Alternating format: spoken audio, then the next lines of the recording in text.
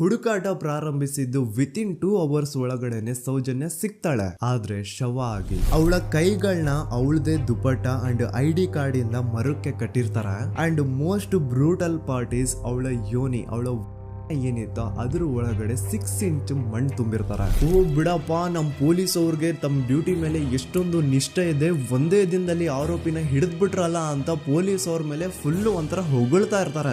ಆದ್ರೆ ಪಾಪ ಜನರಿಗೆ ಎಲ್ಲಿ ಗೊತ್ತಿತ್ತು ಈ ಕೇಸ್ ನ ರಿಯಲ್ ಆರೋಪಿ ಬೇರೆ ಯಾರೋ ಇದಾರೆ, ಪೊಲೀಸ್ ಅವರೇ ಈ ಕೇಸ್ ನ ಮಿಸ್ಲೀಡ್ ಮಾಡೋದಕ್ಕೆ ಸುಮ್ನೆ ಸಂತೋಷ್ನ ಅರೆಸ್ಟ್ ಮಾಡಿದ್ದಾರೆ ಅಂತ. ಪೊಲೀಸ್ ಅವರು ಈ ಕೇಸ್ ಅಲ್ಲಿ ಕರಪ್ಟ್ ಆಗಿದ್ದಾರೆ, ಪೊಲೀಸ್ ಅವರೇ ಸತ್ಯ ಮುಚ್ಚಿಡ್ಲಿಕ್ಕೆ ಟ್ರೈ ಮಾಡ್ತಿದ್ದಾರೆ. ಹಾಗಾಗಿ ಈ ಕೇಸ್ ನ ಇನ್ಮುಂದೆ ಪೊಲೀಸ್ ಅವರಲ್ಲದೆ CBI ಅವರು ಇನ್ವೆಸ್ಟಿಗೇಷನ್ ಮಾಡಬೇಕು, ಈ ಕೇಸ್ ನ CBI ಒಪ್ಸಿ ಅಂತ ಅಗೇನ್ ಪ್ರೊಟೆಸ್ಟ್ ಗಳು ಸ್ಟಾರ್ಟ್ ಆಗ್ತವೆ. ಸೌಜನ್ಯ ಕೇಸ್ ಒಂದೇ ಅಲ್ಲ, ನಾರಾಯಣ ಹಾಗೂ ಯಮುನಾ ಕೇಸಲ್ಲೂ, ವೇದವಲ್ಲಿ ಕೇಸಲ್ಲೂ, ಆ ಬ್ಯಾಂಕ್ ಮ್ಯಾನೇಜರ್ ನ ಕೇಸಲ್ಲೂ ಹಾಗೂ ಪದ್ಮಲತಾ ಕೇಸಲ್ಲೂ